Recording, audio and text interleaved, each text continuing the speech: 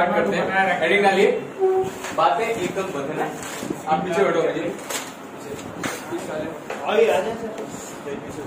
अच्छा sir, social height and distance. Heading डालिए।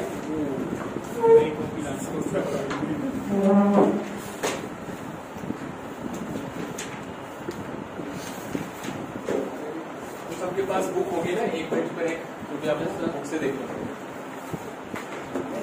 Height and distance, facts and figures हैं, वो देख लेते हैं। फिगर्स तो नहीं है, सिर्फ फैक्ट्स।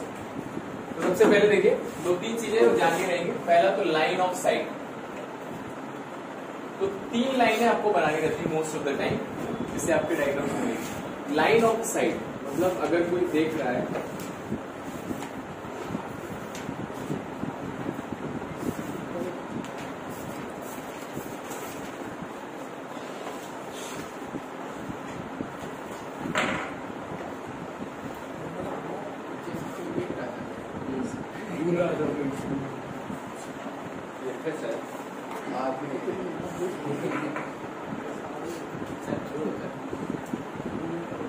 यहां से देखो, जैसे कोई ऑब्जेक्ट है, ये यहां पर है, दूसरा भी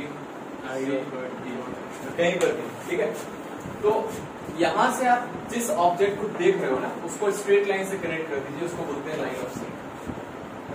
जिस लाइन के थ्रू आप देख रहे हो, ऐसी लाइन जिसके थ्रू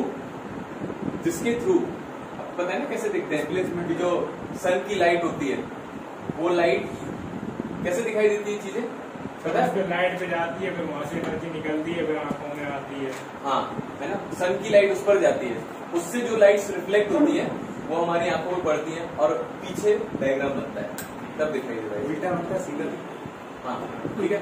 तो जब वहां से रे जो आ रही है, जिस लाइन से आ रही है, क्योंकि स्ट्रेट आएगी, उसको बोलते हैं लाइन ऑफ साइट। तो अगर आप इसको इससे कनेक्ट कर देते हैं तो लाइन ऑफ साइट, किसी से भी कनेक्ट कर दीजिए तो इस ऑब्जेक्ट के लिए ये वाली लाइन ऑफ साइट है, इसके लिए ये वाली लाइन ऑफ साइट, इसके लिए ये है और इसके लिए ये है। और इस पर ज्यादातर आपके जो एंगल्स वगैरह वो सारी चीजें बनते हैं, ठीक है।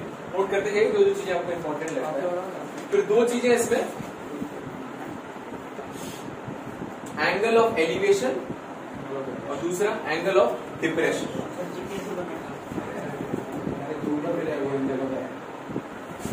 एंगल ऑफ एलिवेशन, नहीं बात करने की क्या जरूरत है, तो बताएं आप बताएं।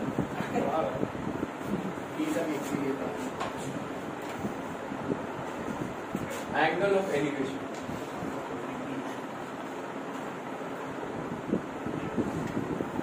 तो एंगल ऑफ एलिवेशन या फिर एंगल ऑफ डिप्रेशन, दोनों चीजें। एंगल ऑफ एलिवेशन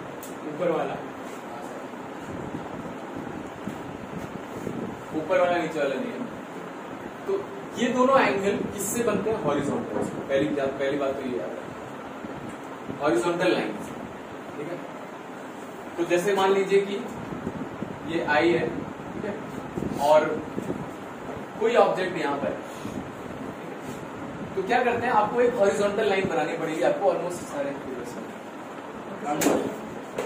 सारे फिगर्स में हॉरिजॉन्टल लाइन बनानी पड़ेगी। तो हॉरिजॉन्टल लाइन कहां से बनाना है? तो आप इस बोर्ड में कितनी हॉरिजॉन्टल लाइन बना सकते हो? काफी, इनफाइनाइट हॉरिजॉन्टल लाइन आप बना सकते हो ना, कहीं से भी। तो इस जो आपकी आई है या फिर जो ऑब्जर्वर की आई है, उससे जाती हुई हॉरिजॉन्टल लाइन आपको बनानी है, ठीक है, क्वेश्चंस को सॉल्व करने के। अब उसके बाद अगर ऑब्जेक्ट ऊपर है, ऊपर की तरफ देखेंगे तो जो ये आता है, इसको बोलते हैं एंगल ऑफ एलिवेशन, ठीक है। और एंगल ऑफ डिप्रेशन क्या होता है?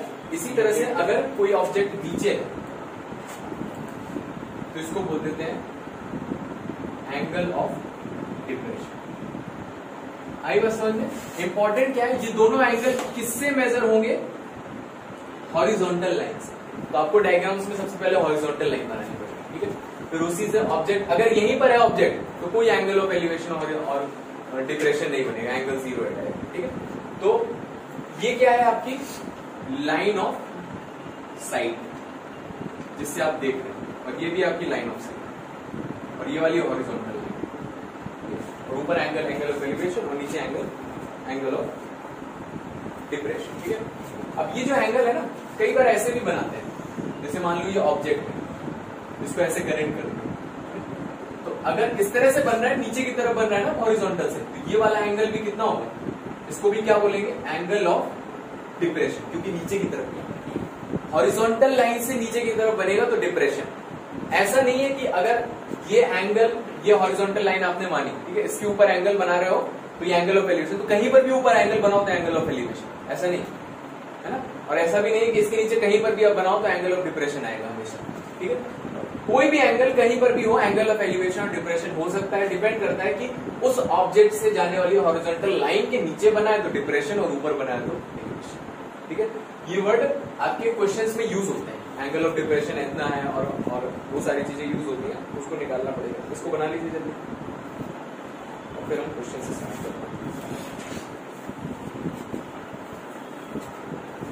तो इसमें सारे थ्योरी बेस्ड क्वेश्चंस हैं और आपको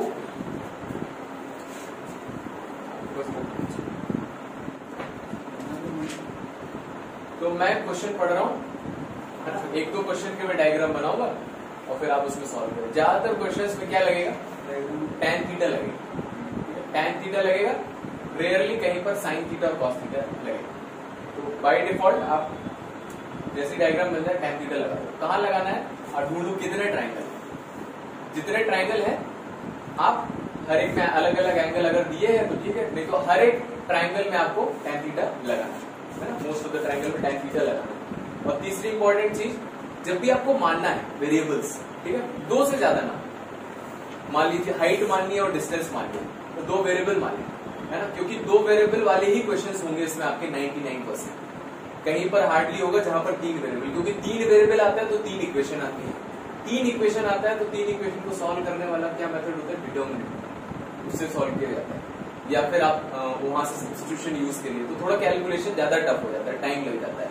तो आपके इसमें जब भी आप मानोगे, लेट द हाइट अगर आपको मानना है या फिर बेस की लेंथ माननी है, तो दो वेरिएबल से ज्यादा आपको जहां ज्यादा जरूरत नहीं पड़ेगी इससे ज्यादा। ठीक है, ज्यादा से ज्यादा वर्स्ट केस में तीन वेरिएबल। कहीं पर भी ऐसा नहीं कि मान लिया कि सर ये इस तरह से बना हुआ है, मान लिया ये x है, ये y है, ये z है, ये a है और b, तो आप बर्बाद हो जाओगे, कभी नहीं सॉल्व हो जाएगा, है ना, क्योंकि पांच वेरिएबल आ गए और इसके लिए सॉल्व करने के लिए कितनी इक्वेशन चाहिए, पांच इक्वेशन। तो हम कोशिश करेंगे कि कम से कम वेरिएबल। सर ये डिटरमिनेंट आपने बोला, सर डिटरमिनेंट है डिस्क्रिमिनेंट? डिटरमिनेंट, तीन इक्वेशन तीन वेरिएबल कैसे सॉल्व होती है, x plus Y plus Z is equal to 2x plus 3y minus Z is equal to 5, determinant से सॉल्व होती है। तो डिटरमिनेंट से सॉल्व नहीं करेंगे, आएगा तो सब्स्टिट्यूशन से करेंगे। तो क्वेश्चन देखिए, क्वेश्चन पढ़ रहा हूं मैं, वो बंद कर दीजिए, क्वेश्चन सुन के आपको डायग्राम बनाना, सुन के बस लिखना भी नहीं ना, देखो, हाँ, द एंगल ऑफ एलिवेशन, तो कर पसंद है सर, तो फिर क्वेश्चन लिखते नहीं सर, आप बोलते जाओ ना। जल्दी जल्दी लिख लें ना, चुप चुप सुनिए, सुनिए ध्यान से सुनिए। The angle of elevation of a ladder leaning against a wall, कितने बन जाना चाहिए, एक वॉल आ गई तो सीधी होगी और लैडर इस तरह से। एंगल ऑफ एलिवेशन, इसका एलिवेशन एंगल, तो ये एंगल की बात हो रही है, ladder leaning against the wall is 60 degree.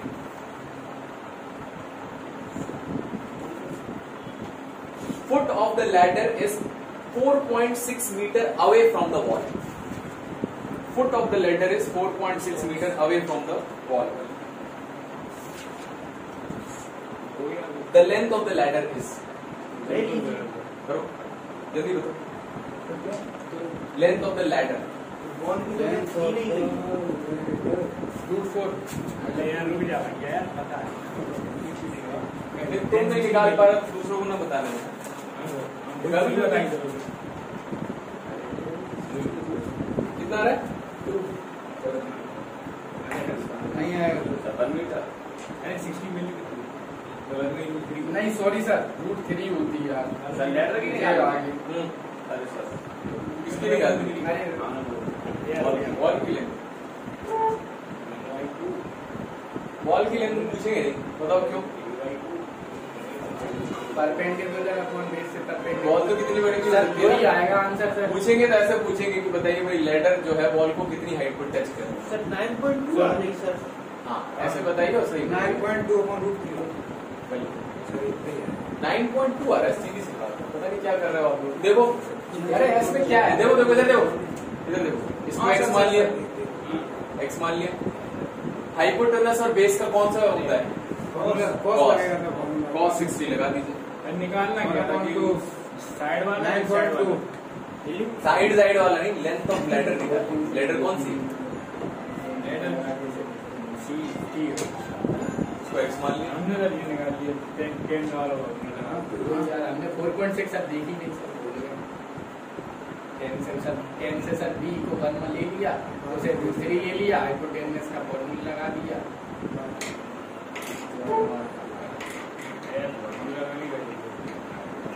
cos 60 कितना आ जाएगा?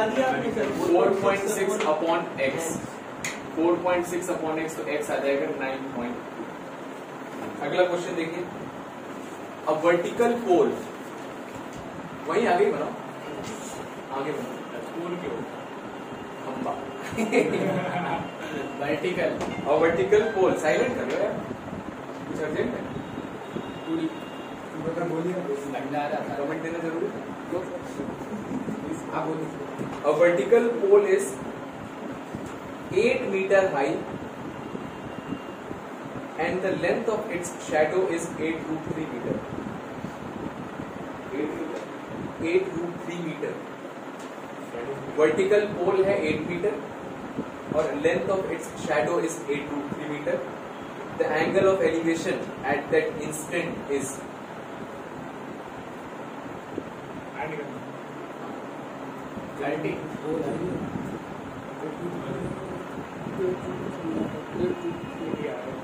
निकाला कि नहीं है? जब 8 और के रूट में आता तब तो 90 आता। अरे इतना क्यों? 1/√3 में का ही होगी।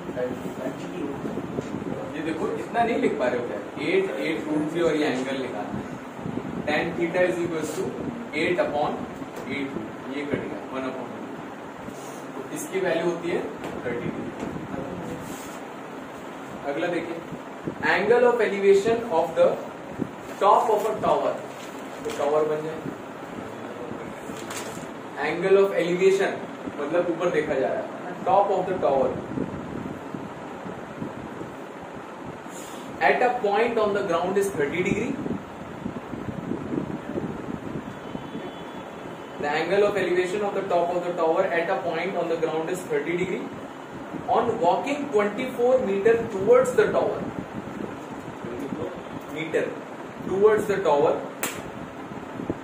angle of elevation becomes 60 degree. The height of the tower is, ऐसा डायग्राम बनना चाहिए। तो ये 30 डिग्री है, ये 60 डिग्री है, ये लेंथ कितना है 24, ठीक है। और angle of elevation of the top of the tower 20 metre, बस इतनी इंफॉर्मेशन दी,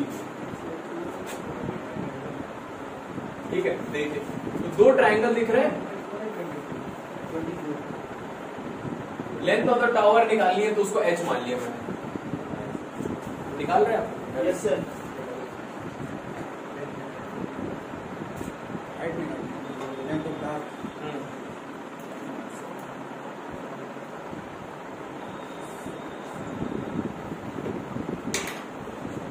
पेन दे दो भाई साहब को, जो लेके आए वो मतलब कर लें।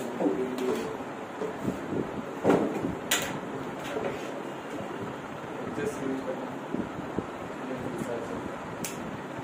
पूरा पेन में इसी कहीं से देख के ले आए थे इसमें sir 12√3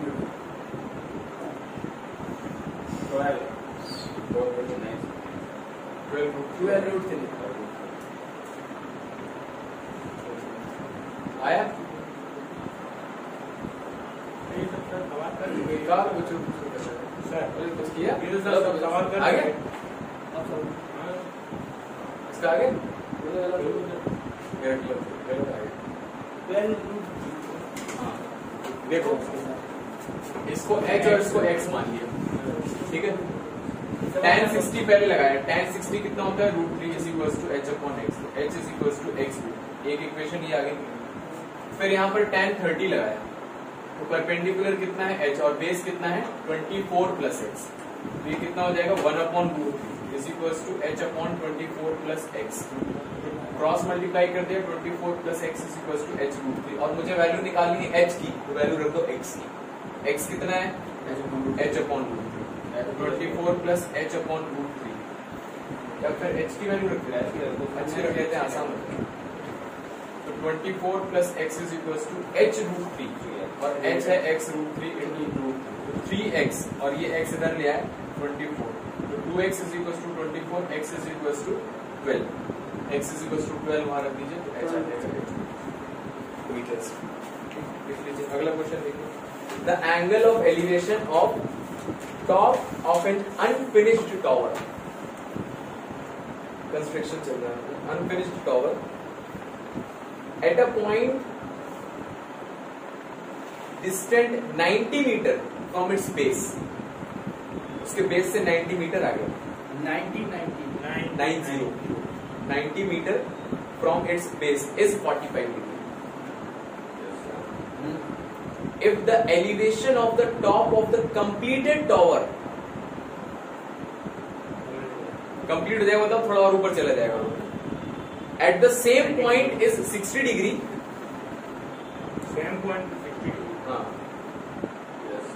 then the tower must be raised by the height, कितना बढ़ा दिया गया बताओ?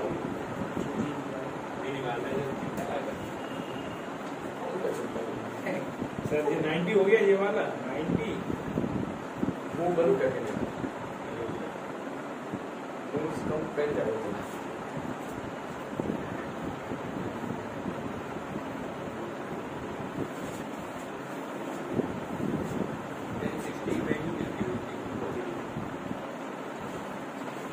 ये वैल्यू कम से कम रट लें, tan 45 इन क्वेश्चंस को करने के लिए, tan 30 1/√3, tan 60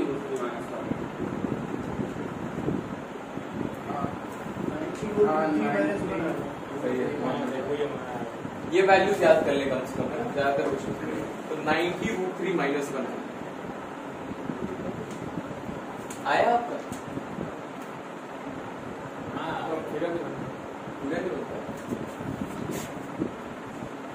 जब टावर बोला जाए तो टावर बनाइए पहले, ठीक है। फिर एक पॉइंट था जिस पर एंगल 45 डिग्री बन रहा है, ठीक है, और टावर की हाइट कितनी क्या नहीं, फिर बोला था अब टावर को कंप्लीट कर दिया तो अब टोटल एंगल बन रहा है 60, ऐसे बनाना है, ठीक है। तो इसकी वैल्यू बतानी है आपको, ठीक है। तो ये h मान लो, ये h है, ये 45, ये तुरंत h लिखो, कोई कैलकुलेशन की जरूरत नहीं। नीचे 90 क्या बेस 90 एज दिया 90, तो ये 90 दिया है, तो ये कितना हो जाएगा 90 हो जाएगा। 45 डिग्री दिखे एंगल, तो दोनों को आप लिख दो, कोई कैलकुलेशन की जरूरत नहीं, 90 90 x निकालना है। अब बड़ा वाला एंगल बचा है उसमें लगा दो, tan 60 कितना आ जाएगा x प्लस 90 अपॉन 90, सॉल्व कर लीजिए यहाँ से, √3 x प्लस 90 अपॉन 90, तो यहाँ आ जाएगा 90 √3 is equal to x plus 90, x is equal to 90 √3 minus 90 common √3 minus 1 is equal to 6। अगला क्वेश्चन देखिए, a man standing on the bank of a river, किनारे खड़ा है, bank of the river, observes that the angle subtended by a tree on the opposite bank is 60 degree. A man standing on the bank of the river, जैसे ये river है, यहाँ पर खड़ा हुआ है, observe that the angle subtended by a tree on the opposite bank is 60 degree. अब वो ट्री कहाँ पर होगा ये सोचेंगे ना, इधर होगा कि उधर होगा, कहीं पे भी देख सकते हो आप, कहीं से भी उधर मान लीजिए, हाँ ऑब्वियस बात वही होगा 60 degree. When he retires 36 metre from the bank, retires मतलब पीछे हो जाता है ना, तो उधर की तरफ चला जाता है, जिधर से आया था उधर ही चला गया। हाँ 36 metre from the bank, retire he finds the angle to be 30 degree.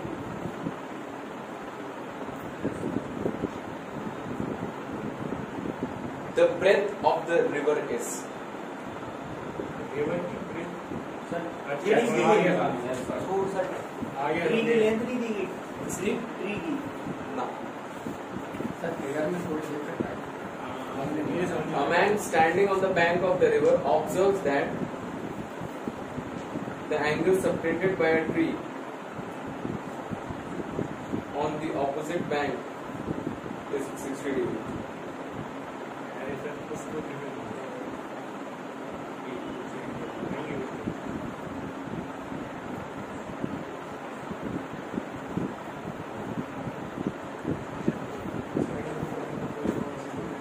Sir 18 metre.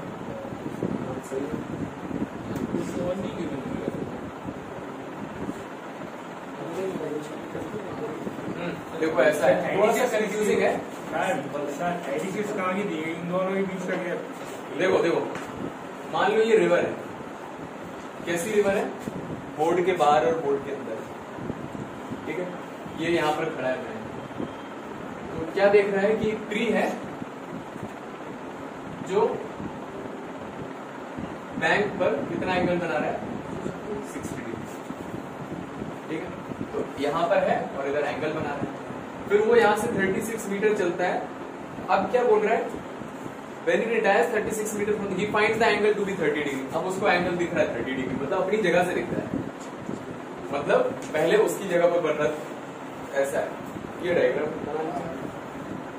निकाल देंगे 18 आ गया इसमें।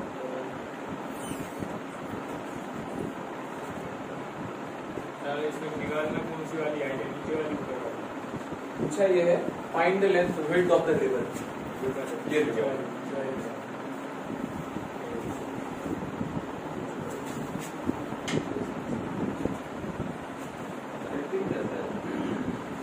कैसे आ गया सर 18 प्लस थोड़ा और बढ़ गया है। ये 36 मीटर दी गई 36 मीटर से रिटायर होना है वहां से। क्या कैसे आया?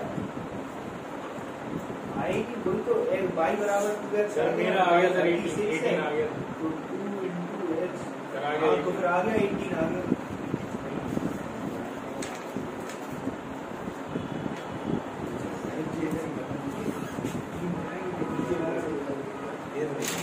अच्छा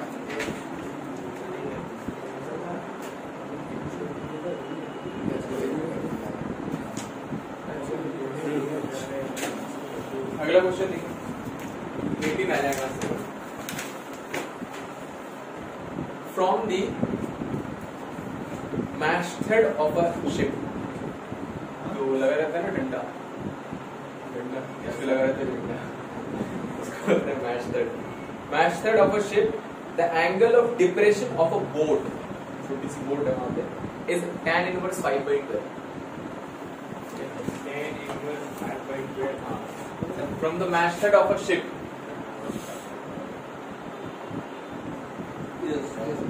एक शिप है, ये एंगल है सर 10 इनवर्स 5/12। हाँ नाइस गुड आपको ये 8 से फिगर बोला। क्या कह रहा है? दिया लग रहा सर दिया क्या बना? अपनी नाव से देखो तो समझ में आ जाएगा सिर्फ सर आगे क्या है?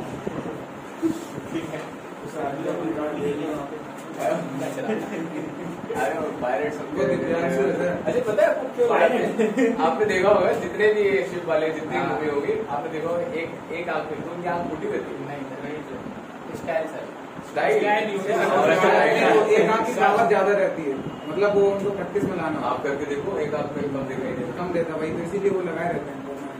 वो इसलिए लगाते वो हैं। सर टीवी में पता वो था सर मुझे याद कॉमेडी नहीं में आ आता था बस सर मैंने फैक्ट ना उनका चैनल आता उसको सुना था, अब याद नहीं आ वो मतलब इसलिए लगाते हैं क्योंकि जैसे आप उजाले में रहते हो, लाइट रहता है, अंधेरे में जाते हो तो थोड़ा टाइम लगता है देखने में, है ना? तब तक में काम तमाम हो जाता है वहाँ पे। तो क्या करते हैं, तो एक काम को ढंगे रहते हैं इसलिए, ताकि जैसे ही वहाँ पे जाते हैं अंधेरे में तुरंत उसको चेंज कर लेते हैं, तुरंत उनको दिखाई देगा। पहले से वो अंधेरा रखे हाँ वही है। ठीक है, तो एक छोटी सी बोट है यहाँ पे। देखो, तो from the masthead of a ship the angle of depression, यहां से एंगल ऑफ डिप्रेशन दिया हुआ है, ये हॉरिजॉन्टल लाइन होगी। तो ये एंगल दिया हुआ है tan इनवर्स 5/12, ठीक है। सर ऐसे पहले कन्वर्ट कर। If the masthead is 100 metre, 100 metre the distance of the boat from the ship, ये बता दीजिए अगर ये 100 करो। Masthead is 100, then find the distance of the boat from the ship. 5/2 रख देंगे सर। तो उसमें दिमाग मत लगाओ, ये एंगल है, ठीक है। सर एंगल ही तो है, हाँ, तो इसको थीटा मान लो, ठीक है। तो क्या लगाएंगे, वो तो सर लगा देंगे सर परपेंडिकुलर। इस एंगल के लिए, सर इसके लिए ये क्या है, हाइपोटेन्यूज, और ये क्या है, सर परपेंडिकुलर। कहाँ दिमाग लगा रहे हैं? अरे यार वो सर देखा क्या कह रहा है सर? इस एंगल के लिए, हाँ। इस एंगल के लिए सामने वाली लेंथ होती है परपेंडिकुलर। हाइपोटेनस तो यही होता है यार, ये परपेंडिकुलर, और इसके लिए ये बेस होता है ना। ऐसे ट्राइंगल बनाते हैं, इसकी बात करें तो परपेंडिकुलर बेस, और इसकी बात करें तो ये परपेंडिकुलर और ये बेस, ठीक है। तो वहां पे लगा दिए tan theta, 41.6 tan theta perpendicular कितना हो जाएगा x, और बेस कितना हो जाएगा 100। बताओ भाई, थीटा tan इनवर्स x है तो tan थीटा कितना हो, 5/2। बस पता, यहाँ से पता चल गया tan थीटा 5/2 और x/100। सॉल्व कर लीजिए, इसको कितना है 41.6 metre.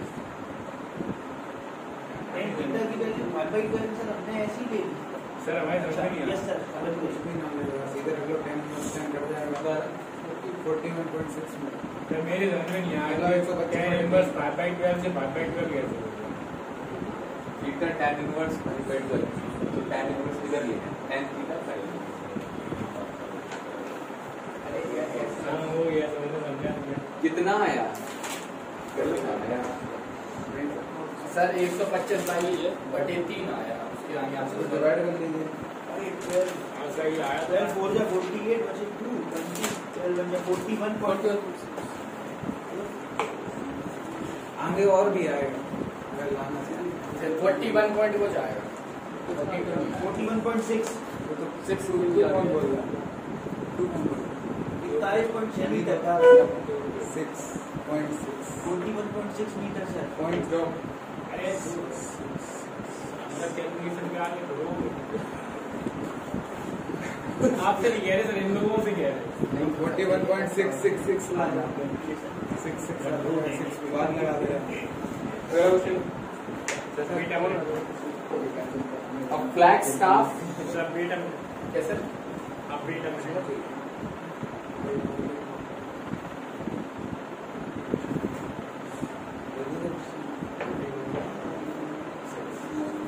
Sir continue. a flag staff on the top of a tower 80 meter high, उससे पहले क्या बोल रहे थे? a flag staff झंडा, घड़ा हुआ है, घड़ा। उसको बोलते हैं फ्लैग स्टाफ। ठंडे को पहले किसका? अरे झंडे वाला अच्छा डाटा ठंडे को, हमने लगे ठंडे को, आपने ऐसे क्या अभी ठंडा। तो a flag staff on the top of a tower, tower के ऊपर लगा, टावर 80 मीटर हाइट, टावर की हाइट थी। टावर की घंटे की subtends an angle tan inverse 1/9 at a point on the ground। फिर से बोलते रहो, सुनो। A flag staff on the top of a tower 80 meter high subtends an angle of tan inverse 1/9 at a point on the ground। 100 meter from the foot of the tower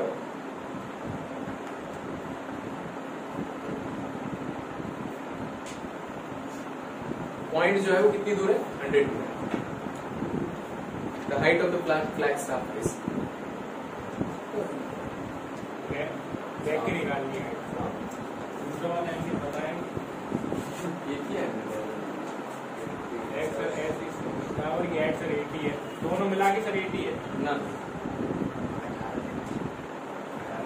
100 ये देखो ये 80 है, 165, ठीक है, दोनों मिला के सर ना यहाँ से लिखा है ना, a flag staff on the top of the tower 80 metre है, तो अगर उसकी मिला के होगी तो क्यों पीछे, ठीक है, तो ये 80 है, ठीक है।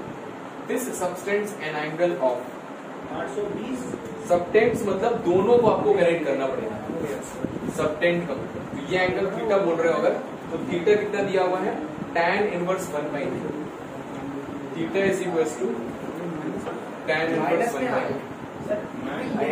तुमने एंगल गलत लिखा, एंगल देखो, एंगल वो वाला बताया था सर ने हमको, नीचे वाला है ना? नहीं ऐसा ये सर ने जो एंगल बताया वो ऊपर है। सर आपने सर चेंज नहीं बताया था सर, ये नहीं यहाँ से संजय वाला ही तो बताया, जो फ्लैग टावर ये है, बताया सर ने। जो फ्लैग है, कोई बात नहीं, नहीं। आपने पढ़ा नहीं, क्वेश्चन है सुनो। सर ने मुझे दूसरा समझ बताया में नहीं आया, वहाँ से घंटे ऊपर से angle. Please sir repeat the question. देखो दो चीजें होती हैं, एक तो एंगल जो बना रहा है, कोई भी पॉइंट से बात कर रहा है। सबटेंड्स वर्ड का मतलब क्या होता है, अगर आपसे पूछा जाए कि जैसे ये सर्कल है, ठीक है, और ये कोई देख रहा है यहाँ से, तो अगर बोले कि ये इस पर एंगल 30 डिग्री सबटेंड कर रहा है, तो सबटेंड मतलब उसके एंड पॉइंट को आप यहाँ जोड़िए, तो ये एंगल कितना बन रहा है।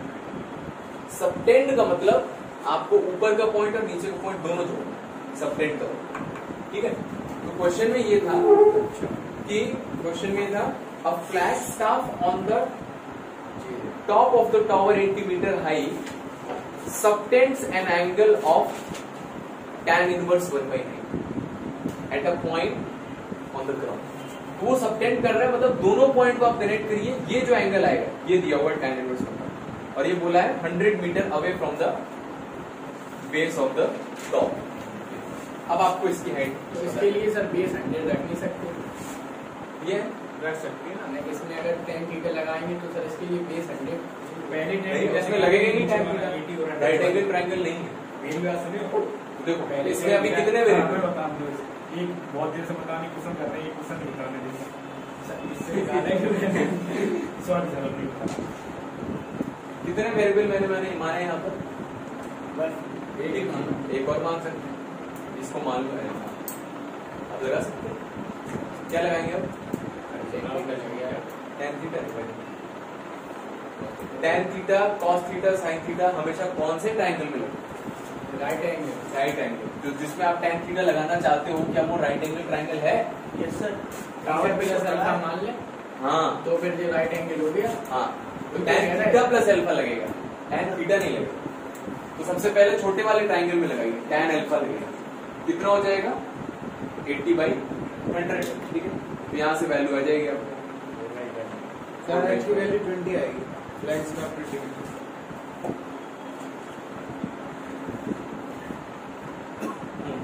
ठीक है। फिर बड़ा वाला ट्राइंगल देख लिया, तो tan थीटा प्लस अल्फा लगा दिया, ये कितना आएगा x प्लस 80/100, ठीक है। तो इक्वेशन बन गई, इसकी वैल्यू उठा के यहाँ रख दो, यहाँ लगा दो tan a प्लस b का फॉर्मूला लगा दो, कितना हो जाएगा tan theta plus tan alpha upon 1 minus tan theta into sir दोनों की वैल्यू बताइए सीधे, x प्लस 80/100। tan अल्फा रख दो यहाँ पर, है ना, और tan थीटा पता है यहाँ से कितना है, tan थीटा बस खत्म। tan थीटा पता है, tan अल्फा पता है, x पता है, x बचा है। इतना ना करना चाहिए, ये भी कर सकते हैं। tan इनवर्स 5/12 दे रखा है, नहीं वो दूसरा सही है, 1/9 दे रखा है, और इसके साथ अल्फा निकाल लेंगे, वो भी आ जाएगा tan इनवर्स में, tan इनवर्स 4/5, दोनों को ऐड कर देंगे, एंगल ऐड होते ही, मतलब अल्फा और जो थीटा ऐड करेंगे, दोनों वैल्यू आ जाएंगे इससे, मतलब उसके बाद फॉर्मूला लगा देंगे tan इनवर्स वाला a प्लस b अपॉन 1/9, मतलब कभी क्लियर हो जाएगा। अब चाहे tan a प्लस b लगाओ, चाहे tan inverse a plus b लगाओ, tan अल्फा क्या दिया, अच्छा दिया कुछ नहीं, कहाँ निकाल लिया, बनाया है। हाँ यस सर।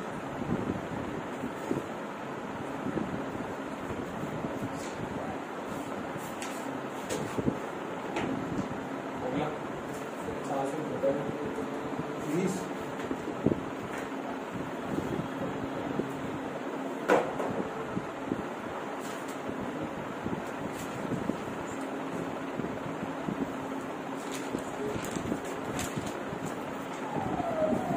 20 है ये x की वैल्यू,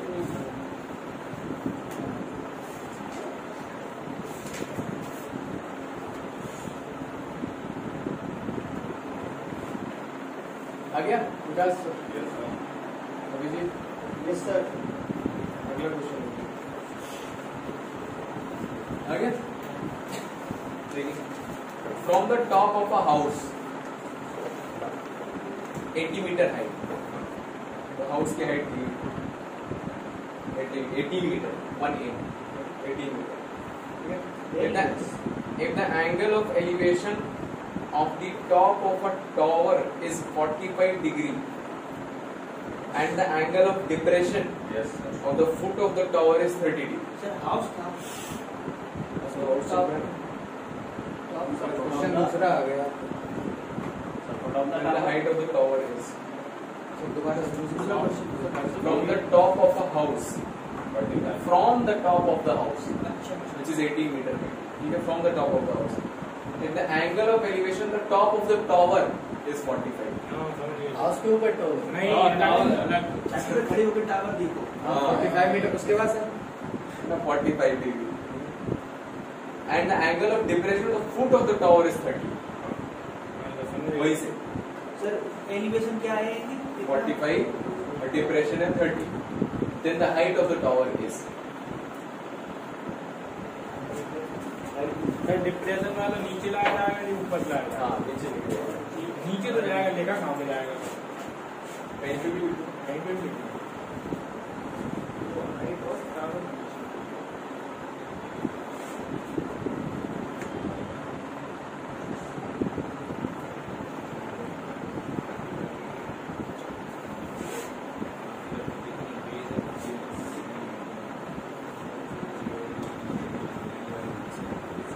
देखो, अगर यहाँ से देख रहे हैं ना, इस घर की सर हाइट एक मिनट सर, कोशिश कर लेंगे उसके बाद। Yes sir.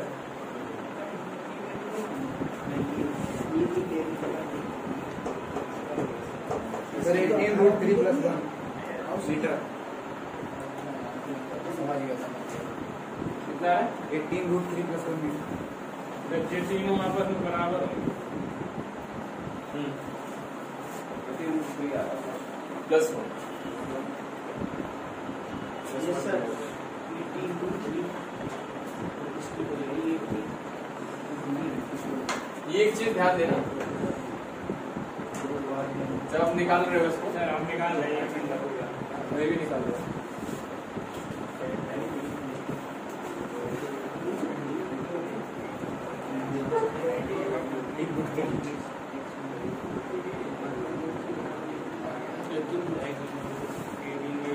सर 18/√3 नहीं 18√3 प्लस नहीं, ये तो इसकी हाइट है।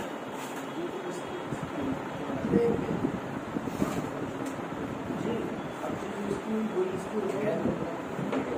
पूरे टावर की जो चाहिए सर 18+√3 + 18 सर 18+√3 + 18 1+√3 यानी कि सर 18 1 अच्छा ये आ गई।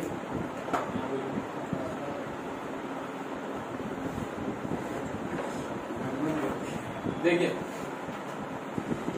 इस पॉइंट से बात कर रहा है ना, तो जब एंगल ऑफ एलिवेशन, अगर इसके टॉप का कैसे पता करेंगे कि जो टावर है वो घर से बड़ा है? ऊपर नहीं आ रहा है एलिवेशन एलिवेशन, तो ये वर्ड देखना पड़ेगा. अगर यहाँ से टॉप का एलिवेशन दिया हुआ है मतलब ऊपर होगा, अगर यहाँ से इसके टॉप का डिप्रेशन दिया हुआ तो नीचे टावर छोटा होगा. उसमें कैलकुलेट बना लिया हुआ, ये बन जाएगा. और कितना एंगल है?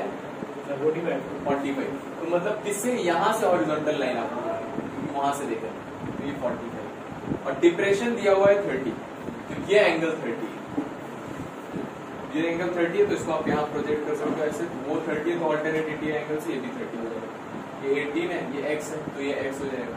और ये हाइट है, मान लीजिए वो भी एक हो रहा है। ये 45 है, ये x है, तो ये वाला पार्ट x हो जाएगा. ठीक है, तो एक इक्वेशन तो ये लग गया. और टोटल h है और ये x है, तो ये कितना हो जाएगा? सर वो ऊपर वाला सर h कैसे होगा? ऊपर वाला x क्योंकि 45 एंगल है ना, अच्छा परपेंडिकुलर और बेस सेम. 45 देखे तो तुरंत लिख दो आप इसको सेम. एक इक्वेशन आपके और कम सर हो फिर गई. नीचे h की जगह 18 हो गया। ये टोटल h है, ये x है, ये h माइनस x हो गया. तो यहाँ से एक इक्वेशन बन गई h minus x is equal to 18 नहीं होगा सर 18. ये हो गया एक इक्वेशन. और एक यहाँ से बन जाएगी tan 30 लगा दीजिए, तो tan 30 मतलब 1/√3. Is equal to 18 upon x। तो यहाँ से x मिल जाएगा 18 और यहाँ आंसर है तुझे बस h is equal to x plus 18 root 3 plus 18 common ले लेना 1+। अगला क्वेश्चन एक बार पढ़ रहा हूं मैं, ध्यान से सुनो। If the angle of elevation of an object from a point 100 meter above a lake is found to be 30 degree and the angle of depression of its image in the lake is 45 degree, then the height of the object above the lake is। तो sir दोबारा बोल दो sir इसी बात। पहले lake बनाए, जब भी लेक वाले क्वेश्चन आते हैं सबसे पहले लेक। उसी से कंफ्यूजन हो जाती है, हम ऐसी बना दें अगर आप ऐसी बना दें। लेक हमेशा ऐसी बनाए, जो रिवर की बात होती है वो आप ऐसी बनाइए और उसको इमेजिन करिए कि अंदर से बाहर आ रही, जैसे बनाया था ना एक क्वेश्चन में एसी। ऊपर से नीचे लेक की बात हो रही है तो ऐसे बनाइए, इस तरह से स्ट्रेट लाइन करके बनाइए। लेक भी बन गया। आप फिर से पढ़ो, देखो। If the angle of elevation of an object from a point 100 metre above the lake, ये लेक है, यहाँ से 100 मीटर अबव एक पॉइंट है, ठीक है। अगर ये लेक है, यहाँ से 100 मीटर अबव एक पॉइंट है, वहां से एंगल ऑफ एलिवेशन कितना है 30 डिग्री। वहां से ऊपर देख रहा। हाँ, यहाँ से 100 मीटर अबव और यहाँ से आप हॉरिजॉन्टल लाइन बनाएंगे, है ना, और यहाँ से ऊपर देख रहा है वो एंगल कितना है 30 डिग्री, कितना है समझ।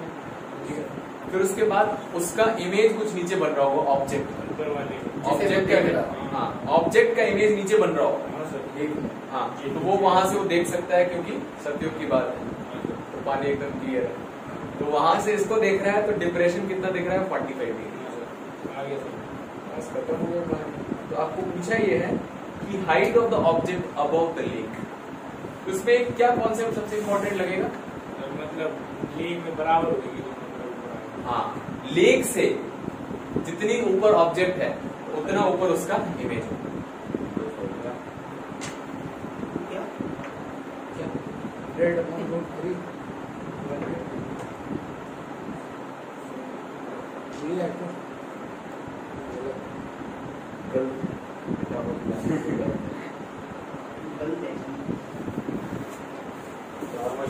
गलत है, इटाव में गलत को गलत बोलते हैं। पिछले 1.5 साल में मैंने ये वर्ड सीखा। हाइट ऑफ ऑब्जेक्ट पूछी गई। हाँ,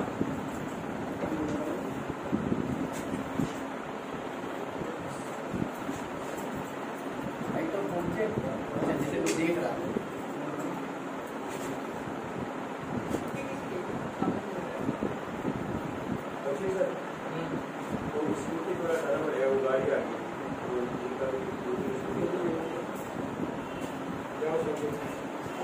बस सर निकल गया ये क्वेश्चन बताओ, उसके बाद छोड़ ही दीजिए। 1 मिनट, 1 मिनट